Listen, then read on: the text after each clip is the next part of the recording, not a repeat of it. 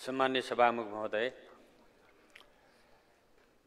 खर्च कटौतीको प्रस्ताव प्रस्तुत गर्नुभन्दा पहिले म यो संसदमा उठेको गम्भीर प्रश्नको समाधान नगरी अवरोध र विरोधको बीचमा त्यसको व्यवस्था गर्दै यो सदन चलाउनु बरु दुःखद कुरा हो। यसप्रति म दुःख व्यक्त गर्न चाहन्छु। समस्याको समाधान गर्न हामी किन सक्दैनौँ? नेतृत्वको काम भनेको समस्याको समाधान गर्ने हो। समाधान गर्नेतिर हाम्रो चासो र चिन्ता छैन। त्यसकारणले यस्तो संस्कार, यस्तो संस्कृति हामीले बसाल्नु हुँदैन। यसको तत्काल समाधान खोज्नुपर्छ भन्ने कुरा राख्न चाहन्छु।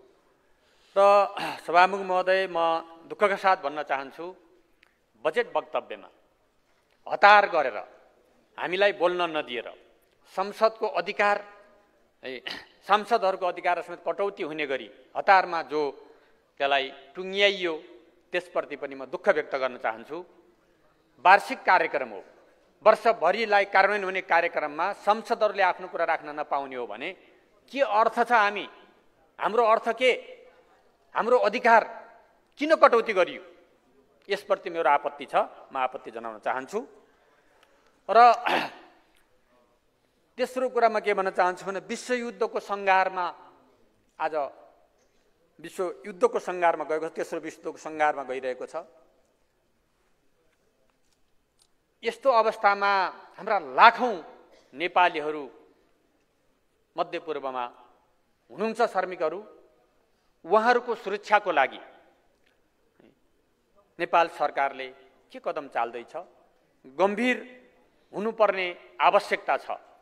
र मैले यही रोस्टमबाट भनेको थिएँ 1 वर्ष पहिला, परिस्थिति त्यहाँ पुग्ने अवस्था छ। त्यसको लागि हामी यहाँको उत्पादनतिर, हामी आफ्नो रोजगारीतिर, सिर्जना गर्नेतिर हामी यति बेलैमा छलफल गरौँ भनेर मैले यही रोस्टमबाट भनेको कुरा स्मरण गराउन चाहन्छु। त्यो त हामीले गरिनौँ। अब उनको सुरक्षाको बारेमा हामी के गर्छौँ? सरकारले के गर्छ? यो धेरै गम्भीर प्रश्न छ। त्यहाँ 40औं लाख नेपालीहरू हुनुहुन्छ। भोलि त्यो युद्ध फैलिँदा, चर्किँदा फिर्ता कसरी ल्याउँछौँ? सुरक्षा कसरी गर्छौँ? रोजगारी कसरी दिन्छौँ? हामी खाना कसरी दिन्छौँ? धेरै गम्भीर विषय छ। अब बजेटको बारेमा म के भन्न चाहन्छु। यो बजेटले संविधान बमोजिम, संविधानले भनेअनुसार 3 खम्बे अर्थनीतिको कुरा, समाजवाद उन्मुख अर्थतन्त्रको कुरा जो गरेको छ, त्यसलाई पुरै व्यवस्था गरेर, त्यसलाई कुनै सरोकार नगरेर ठिक त्यसका विपरीत नवउदारवादी एउटा मान्यतामा बजेट गएको छ। र उत्पादनमुखी अर्थतन्त्रको निर्माण गर्ने दिशातिर यो छैन। किसानहरूलाई, मजदुरहरूलाई, श्रमिकहरूलाई प्राथमिकता दिने क्षेत्रमा छैन। र यो असन्तुलित बजेट छ। अब नवउदारवाद र उदारवादका प्रणेता भनेको अमेरिका हो। आज अमेरिका आफै संरक्षणवादमा पुगिसक्यो। उसले आफ्नो सैद्धान्तिक धरातल समेत छोडेर संरक्षणवादमा पुगिरहेको सन्दर्भमा आज हामी फेरि त्यही कुरालाई बढावा दिइरहेका छौँ। त हामी कसरी अगाडि बढ्न सक्छौँ? देशको अर्थतन्त्र कसरी सुधार हुन सक्छ? कसरी हामी देशको रक्षा गर्न सक्छौँ? आज गम्भीर प्रश्न छ। त्यो मात्र होइन, राज्य नियन्त्रित हिजो भनेको समाजवाद पनि फेल भइसक्यो, नवउदारवाद पनि फेल भइसक्यो। यो सन्दर्भमा आज हामीले समाजवाद, सामाजिक न्यायलाई कसरी हामी लागू गर्न सक्छौँ, कसरी जान्छौँ भने आज आफ्नो विशेषतामा, हाम्रो नेपाली विशेषतामा खोजेर हाम्रो अर्थतन्त्रको निर्माण गर्नु पर्थ्यो। यो बजेटले त्यो दिशा अपनाउनु पर्थ्यो। त्यतातिर यो बजेट गएको छैन। यसले केवल परम्पराको निरन्तरताको रूपमा मात्रै यसले काम गरेको छ। आजको आवश्यकतामा पुँजी निर्माणको महत्त्वलाई यसले बोध गरेको छैन। र त्यहाँ यो पुँजिएको अर्थतन्त्रको रूपमा सुशासनले थला परेको एउटा अवस्थामा, सङ्घीयतालाई कार्यान्वयन नगर्ने अवस्थाको रूपमा यसले आफूलाई प्रस्तुत गरेको कुरा म यहाँ राख्न चाहन्छु। चालु खर्चको कटौतीको कुरा उठेको थियो, साना योजना नराख्ने कुरा उठेको थियो। सायद अर्थमन्त्रीले शून्यको महत्त्व हुँदैन भन्ने बुझ्नुभयो होला। त्यसकारणले उहाँले हजारलाई करोडै छ भनिराख्नु भएको थियो रोस्टमबाट। हजारलाई पनि करोड भन्नुहुन्छ, किनभने सायद शून्य घटाउने र बढाउनेको अर्थ उहाँले बुझ्नु भएन कि जस्तो मलाई लाग्छ। त्यस अर्थबाट आज खर्च गर्ने क्षमतामा पनि कुनै विशेष परिस्थिति निर्माण हुन सकेको छैन। स्रोत व्यवस्थापनमा ठुलो सङ्कट छ। विदेशी ऋण कहाँबाट ल्याउने, कसरी आउँछ, हामीलाई आन्तरिक ऋण उठाउन सक्ने क्षमता पनि अब हामीसित छैन, किनभने अहिलेको ऋण हामी तिर्न सकिरहेको छैनौँ। यस कारणले यहाँ संरचनाका दृष्टिकोणले भारी भरकम संरचनाको कटौती गर्ने कुरा थियो, त्यो कटौती पनि भएको छैन। यी तमाम अवस्थाको बिचमा यथास्थितिमा गएर देश अगाडि बढ्न सक्ने अवस्था छैन। यो विषयमा अलिक गम्भीर छलफल बहस हुनु पर्थ्यो, तर यसमा बहसै गर्न पाइँदैन, छलफलै गर्न पाइँदैन, दुःखका साथ भन्नुपर्छ। संविधान आजको समस्या भनेको के हो भने संविधान कार्यान्वयनको अवरुद्धता। संविधान कार्यान्वयनमा अवरुद्धता आइरहेको छ। यहीँ पनि विधेयकहरू समितिबाट आउँछ, आएपछि यहीँ रोकिन्छ। यहीँ रोकिराखेको छ भने यति बेलासम्म हामीले निर्माण गरिसक्नुपर्ने हाम्रा कानुनहरू हामीले निर्माण नगर्दा त्यो अवरुद्धताले गर्दाखेरि आज समस्याहरू पैदा भएको छ। स्थानीय तहलाई जसरी जनताको घर घरमा गर्ने सेवाका लागि स्रोत साधन र संरचना दिनु पर्थ्यो सङ्घले, त्यो दिइएको छैन, बरु कटौती गरिएको छ। एउटा उदाहरण भनौँ, चौरजारी नगरपालिकाले पाउनुपर्ने 4 करोडको सट्टा 31 लाख लेखेर ठुलो बदमासी गरिएको छ। यस्ता धेरै पालिकाहरूमा छन्। त्यसकारणले स्थानीय तहलाई स्रोत साधनबाट सम्पन्न गराएर जनताको सेवामा, स्थानीय उत्पादनमा नेतृत्व गर्न मतलब सक्षम बनाउनु पर्ने कुरामा त्यो गरिएको छैन। प्रदेशमा जनशक्ति नदिने, स्रोत साधन र जनशक्तिको अभावमा, ऐन कानुनको अभावमा प्रदेशहरूको बिचमा उत्पादन र विकास निर्माणको सकारात्मक प्रतिस्पर्धालाई अगाडि लैजानु पर्ने कुरामा गरिएको छैन। र त्यसले गर्दाखेरि आज प्रदेशहरू नै काम लाग्दैन भन्ने खालको भाष्य बनाउन खोजिएको छ। यो बजेटले त्यसलाई पूर्ति गर्नु पर्थ्यो। यो 2/3 सरकारको बजेटले पूर्ति गर्नु पर्थ्यो। यसर्थ मैले भनिरहेको हुँ, त्यतातिर गएन। सङ्घमा ससाना योजना हालेर, होइन, हजारका योजना, लाखका योजना हालेर अनि यो भारी भरकम के अरे हाम्रो संरचनालाई अझ झन् काम नगर्ने दिशातिर थोपरिएको अवस्था छ। त्यसले पनि हाम्रो विकास र समृद्धि हुन सक्दैन। त हामीले आज सामना गर्नुपर्ने समस्याहरू, अब सम्भावित विश्वयुद्धले पैदा गर्ने खतरालाई हामीले ध्यान दिएर ती चुनौतीलाई सामना गर्ने योजना प्लान हामीसित हुनु पर्थ्यो। यति बेला हामीले अब कसरी ती श्रमिकहरूलाई देशभित्र व्यवस्थापन गर्ने, रोजगारी कसरी दिने, खाद्य आपूर्ति कसरी गर्ने, भोलि खाद्य पनि रोकिन सक्छ, तेलको समस्या आउन सक्छ, ती कुराहरूलाई कसरी समाधान गर्ने भन्ने बारेमा हाम्रो गम्भीरता छैन। भोलि ठुलो सङ्कटमा हामी पर्दैछौँ। त यो बजेट दलितका लागि र जो उत्पीडन दलितले भोगिरहेको छ, जो जात प्रथाको आज सामन्तवाद एउटा निकृष्ट एउटा स्वरूप आज पनि कायम छ, त्यसले गर्दा त्यो समुदायलाई आत्मनिर्भर बनाउन, त्यसलाई गरिबीबाट अन्त गर्न, त्यसको समुदायको समग्र क्षेत्रलाई माथि उठाउनको लागि बजेटको व्यवस्था हुनु पर्थ्यो। त्यो कृषि क्षेत्र होस्, अर्को क्षेत्र, कोही पनि त्यसको व्यवस्था गरिएको छैन। अनि कसरी हामी सामाजिक न्यायमा जान सक्छौँ? महिलाहरूले आज पनि महिला हिंसा खेपिरहेको अवस्था छ, बाल विवाहको समस्या भइरहेको छ, बलात्कार भइरहेको छ। त यस्ता समस्यालाई समाधान गर्नका लागि समग्र समाजको रूपान्तरण, सांस्कृतिक रूपान्तरणका सँगसँगै महिलाहरूको क्षमतालाई अभिवृद्धि गर्ने र उहाँहरूलाई आत्मनिर्भर बनाउने खालको योजनाको आवश्यकता थियो। तर त्यतातिर यो बजेटले कुनै सुनवाई गरेको छैन, कुनै मतलब गरेको छैन। मधेसका वा कर्णालीका वा सुदूरपश्चिमका वा त्यसैभरिका गरिबहरूलाई गरिबीबाट अन्त गर्नका लागि गरिबी अन्त्यको विशेष योजना र प्लान आज आवश्यक थियो। हाम्रा साधन स्रोतको परिचालन गरेर त्यो गर्नु पर्थ्यो। त्यतातिर यो बजेटले कुनै पनि महत्त्व दिएको छैन। त्यसकारणले आज कृषिको कुरा गरिरहँदा किसानको अरू सहुलियतको कुरा के गर्ने? उखु किसानले पाइरहेको सहुलियत समेत काटेको यहाँ प्रचार भइरहेको छ। अहिले गर्वका साथ सरकारले त्यसलाई रोकिदिएको कुरा प्रचार गरिराखेको छ। उनले पाउने अनुदान काट्ने सरकारलाई कृषिको कुरा गरेर के गर्नु? कृषिमा सहुलियतपूर्ण ऋणको कुरा, उनको किसानले उत्पादन गरेको मूल्य र श्रमको मूल्य प्राप्त हुने कुरा, बजारको व्यवस्था र प्रतिस्पर्धाको एउटा अवस्था सिर्जना गर्नका लागि 72% किसानको लागि 72% किसानको हाम्रो रेकर्ड छ। त्यसको लागि 59 अर्ब बजेट छुट्याएको जम्मा जम्मी। त्यो पनि कता सबै चालु खर्चमा कता कता जाने होला। 59 अर्बको बजेटले ती किसानलाई सम्बोधन गर्छ? ती किसानका समस्याहरू हुन्छन्?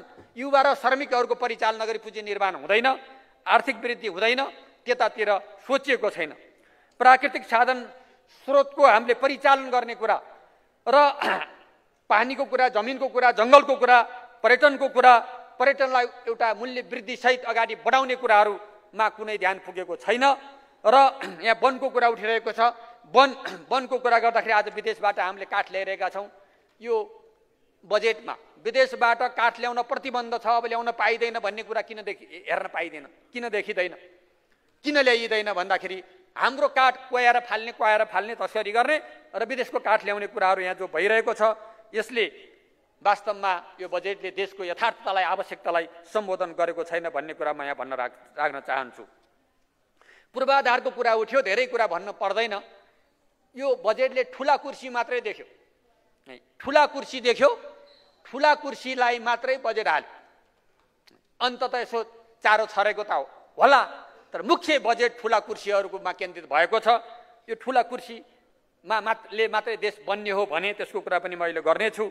र अर्को एउटा कुरा दुःखका साथ भन्नुपर्छ, गणेशमान सिंह हामी सबैको सम्मानित नेता हो, देशको आदर्श व्यक्तित्व हो। त्यस्तो आदर्श व्यक्तित्वको नाममा, योजनाका नाममा जो दुरुपयोग गरिएको छ, बडो दुःखको कुरा हो, बडो दुःखको कुरा हो।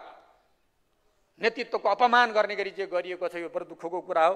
त्यहाँ त्यसको दुरुपयोग गरियो भनेर म भन्न चाहन्छु। देशको औद्योगिकरण गरेर एउटा प्रतिस्पर्धात्मक लाभ भएका क्षेत्रमा हामीले उद्योगको विकास गर्नुपर्ने हो। प्रतिस्पर्धात्मक लाभ भएका धेरै क्षेत्रहरू छन् हामीसित, त्यस्ता क्षेत्रहरूमा हामीले लगानी गर्नुपर्नेमा, त्यतातिर हामीले प्रोत्साहित गर्नुपर्नेमा हामीले गरिरहेका छैनौँ। स्वास्थ्य, शिक्षा र रोजगारको सन्दर्भमा आज स्वास्थ्यको अवस्था विकराल छ। स्वास्थ्य समस्या, स्वास्थ्य एउटा बिमा पनि कार्यान्वयन भइरहेको छैन, राम्रोसँग कार्यान्वयन भइरहेको छैन। त्यसमा पनि अनेक थरी विषयहरू उठिरहेका छन्। अब कहीँ दुरुपयोग भइरहेको छ, कहीँ प्राप्त भइरहेको छैन, कतिपय दूरदराजका अस्पतालले पाएका छैनन्, त्यो विभेद त्यहाँ गरिएको छ र जनतामा गरेको विभेद हो। यतातिरबाट हेऱ्यो भने पनि स्वास्थ्य अत्यन्त महँगो छ, गरिबले उपचार गर्न सक्ने अवस्था छैन, सरकारी अस्पतालमा आएर पालो पाइँदैन, यो समस्या छ। शिक्षाको समस्या झन् गहिरिएको छ। शिक्षाको समस्यालाई गुणस्तरीय शिक्षा प्राप्त गरे सार्वजनिक विद्यालयमा आफ्नो सन्तानले योग्य भएर अगाडि बढ्न सक्छ भन्ने एउटा ढुक्कता नहुँदाखेरि त्यहाँ आज ठुलो समस्याहरू आइरहेको छ। रोजगार प्राप्त नगर्दा आज लाखौँ लाख हाम्रा भाइ छोराहरू विदेशमा गएको अवस्था छ र त्यो विदेशमा गएको अवस्थालाई हामीले कसरी देशभित्र रोजगारी सृष्टि गर्ने भन्ने बारेमा हामीले यहाँ गहन छलफल बहस गरेर वनका क्षेत्रबाट, जलविद्युतका क्षेत्रबाट, हामीले कृषिका क्षेत्रबाट र हामीले अन्य पर्यटनका क्षेत्रबाट लाखौँ लाख हामी यहाँ रोजगारी सृष्टि गर्न सक्ने सम्भावना छन्। ती सम्भावनाप्रति हाम्रो कुनै चासो छैन, कुनै यो बजेटले सरोकार गरेको छैन। यस अर्थबाट यहाँ समस्याहरू ज्यादै छन्। अब यहाँ म केही वनको सदुपयोग नभएको कुरा र स्थानीय अर्को वनको सन्दर्भमा एउटा कुरा पनि म उल्लेख गर्न चाहन्छु। ठुला परियोजनाहरूको बारेमा वनका रुखहरू काट्ने भनेर जो कुरा तय गरिन्छ पर्यावरणीय अध्ययनपछि, त्यो कुरा काट्ने स्वीकृति गर्न 3 वर्ष किन लाग्छ? 3 वर्षमा अड्काइदिइसकेपछि परियोजनाहरू आफै ढिलो हुन्छ, मूल्य वृद्धि हुन्छ र ठुलो अरबको देशले घाटा बोकिरहेको छ। त्यो एकैपटक स्वीकृति हुने व्यवस्था हामीले किन गर्दैनौँ? त्यो किन गरिएको छैन? हाम्रो वातावरणको संरक्षणको कुरा हामीले गरिरहेका छौँ, संरक्षणको कुरा गरिरहेका छौँ, वन हामीले पालिरहेका छौँ। हाम्रो प्रतिशतभन्दा नि झन् थप बढी वन हामीसित छ, तर त्यसबाट अन्तर्राष्ट्रिय रूपमा प्राप्त गर्ने कुराहरू आज हामीले पाइरहेछौँ। क्लाइमेट चेन्ज फन्डबाट हामीले प्राप्त गर्ने कुराहरू प्राप्त गर्न सकेका छौँ, लिन सकेका छैनौँ। यी तमाम समस्याहरू पनि छन्। त यसरी हेर्दाखेरि न्यायालयको कुरा म गर्न चाहन्छु। न्याय क्षेत्रको कुरामा गर्दा आज मलाई त के लागेको छ भने अब यो न्याय देवानी प्रकृतिका जो मुद्दाहरू छन् त्यो स्थानीय तहमा भएको न्याय समितिको स्तर उन्नति गरौँ, त्यहाँ अलि विज्ञहरूको दरबन्दीको व्यवस्था गरौँ र त्यसलाई नै सम्पूर्ण ती खालका मुद्दाहरू त्यहीँ हेर्ने, प्रारम्भिक रूपमा त्यहीँ हेर्ने, त्यहीँ मिलमिलाप गर्ने, त्यही फैसला गर्ने खालको वातावरण बनाइयो भने सायद माथिसम्म आएर दुःख पाउने प्रतिशत घट्थ्यो होला र ठुलो भ्रष्टाचार पनि कम हुन्थ्यो होला भन्ने मलाई लाग्छ। त्यताबाट सोचौँ र न्यायाधीशहरूलाई प्रत्यक्ष जनताबाट निर्वाचित गर्ने व्यवस्थातिर हामीले छलफल गरौँ। त्यताबाट हामीले न्यायालयलाई सुधार गर्ने ठाउँहरू आउन सक्छ। कृषिको कुरा गर्दा एउटा कृषि कम्पनीले एउटा दुध 5-10 हजार जनता जोडिएर बनेको एउटा कृषि कम्पनी एउटा ठाउँमा छ। त्यसले 40,000 लिटरको दुधको एउटा प्रशोधन गर्ने कुराहरू अगाडि बढायो। त्यहाँ गाईहरू ल्याउनु पर्ने भयो, देशभित्र गाई पाएन, बाहिरबाट गाई ल्याउनलाई 1 वर्षदेखि उसले कोसिस गरिरहेको छ। मलाई भनेको थियो कोसिस गरिरहेको छ। सिफारिस पत्र एउटा लेख्न मन्त्रालय तयार छैन। सिफारिस लेख्ने कुरा गर्दा मलाई कसले के दिन्छ र भनेर कर्मचारीले जवाब दिने गरेका ती किसानहरूका प्रतिनिधिले भन्ने गरेका छन्। त्यसकारण सिफारिस गाई ल्याउने सिफारिस पाइँदैन, ब्रिड ल्याउने सिफारिस पाइँदैन, गाई ल्याउने सिफारिस पाइँदैन भन्दा कृषिको के कुरा गर्ने है। अब मैले किसान पेन्सनको कुरा अगाडि बढाएको थिएँ। किसान पेन्सन उमेर पुगेका किसानहरू भोलि काम गर्न नसक्ने अवस्थामा उनको जीविकोपार्जन कसरी हुने भनेर किसान पेन्सनको कार्यक्रम अगाडि बढाइएको थियो, बजेट छुट्याइएको थियो र त्यो कुरा उनीहरूले थोरै गर्ने, सरकारले पनि थोरै राखेर त्यो खालको कोष बनाएर जाने कुरा गरिएको थियो। त्यसलाई तत्कालीन सरकार पछि फेरिएको सरकारले कटौती गरिदियो। दुःखका साथ त्यो लागू हुन सकेन। आज किसानहरूको समस्या जस्ताको तस्तै छ। किसानले आफ्नो मूल्य पनि पाएको छैन र त्यसले आफ्नो श्रमबाट आफै पालिन सक्ने अवस्था पनि छैन। त्यो कुरालाई हामीले किसानको यान्त्रिकरण पनि भनेका छौँ, तर हाम्रो यन्त्रहरू निर्माण गर्ने कारखाना छैन। एउटा कृषि कारखाना थियो, त्यो कृषि कारखाना सञ्चालन गर्नको लागि मैले महावीर पुञ्जीलाई जिम्मेवारी दिएको थिएँ अर्थमन्त्री हुँदाखेरि, तर त्यो सहित त्यसमा लगानी गर्नुपर्ने कुरा पनि सम्झौतामा थियो। नदिँदाखेरि त्यो कुरा आज चल्न पाएको छैन। सायद त्यसले केही उत्पादन गर्थ्यो होला, त्यतातिर हाम्रो ध्यान छैन। यसरी हेर्दाखेरि कृषि क्षेत्रलाई पुरै व्यवस्था गरिएको छ। आज कृषि क्षेत्र नै हाम्रो लागि महत्त्वपूर्ण एउटा क्षेत्र हो, पर्यटनसँगै अरूसँगै। र जलविद्युतको कुरा म भन्न चाहन्छु, मन्त्रीजी त अहिले हुनुहुन्न होला सायद। बजेटको बुदा नम्बर 227ले यो ऊर्जा क्षेत्रलाई समाप्त पारिदियो। 50 खरबभन्दा बढी लगानी आज भएको छ ती योजनाहरूमा। 50 खरबभन्दा बढी लगानी भइरहेका योजनाहरूलाई समाप्त पारिदिएको छ। अनि निजी क्षेत्रलाई हामीले जग्गाको हदबन्दी हटाइदियौँ भनेर वाहवाही लिने कुरा त भएको छ, तर ती निजी क्षेत्रका साथीहरूले बुझुन् कि 50 खरब तपाईँहरूको लगानी समाप्त भइसक्यो। अब त्यसको पिपिए गर्ने बारेमा बुदा नम्बर 227मा लेखिएको कुरा आपत्तिजनक छ। त्यो कुराले देशको ऊर्जा क्षेत्रलाई प्रयोग गर्ने होइन, त्यसलाई दुर्साहन गर्ने र समाप्त पार्ने काम गरेको छ। यस्तो कुरा बजेटमा आउँछ होइन। यहाँ करका दर रेटहरू त रातारात फेरि अर्को दिन भोलिपल्ट संशोधन हुन्छन्, तर यस्तो राष्ट्रलाई ठुलो सङ्कट आउने कुराहरूमा सुनवाई हुँदैन किन? आज प्रश्नहरू गम्भीर छन्। यसरी समस्याहरू एकपछि अर्को रूपले चुलिएका छन्। मैले खर्च कटौती यिनै कारणले राखेको हुँ। म अर्को कुरा के भन्न चाहन्छु भने राजनीतिक अस्थिरताको कुरा गरेर आज यहाँ एउटा गल्तीको ढाकछोप गर्ने काम गरिराखेको छ। राजनीतिक अस्थिरता सङ्ख्याको कुरा होइन। अहिले त 2/3 बहुमतकै सरकार छ। त 2/3 बहुमतकै सरकार हुँदा पनि सरकार ढल्छ कि ढल्दैन? मेरो सरकार ढल्दैन, यो सरकार ढल्छ भने दोहोरी त चलिरहन्छ। त यही त राजनीतिक अस्थिरता हो। त्यस कारणले यो मेन्टालिटीको कुरा रहेछ, यो सङ्ख्याको कुरा होइन रहेछ। हाम्रो मेन्टालिटी अस्थिर छ। अस्थिर मेन्टालिटीका कारणले गर्दाखेरि स्थिरता हुन सक्ने सम्भावनालाई पनि हामी त्यसलाई अगाडि बढाउन सक्दैनौँ कि आफ्नो डिफेन्ड गरिराख्नुपर्ने अवस्थामा हामी छौँ। हाम्रो मेन्टालिटी नै त्यो खालको छ।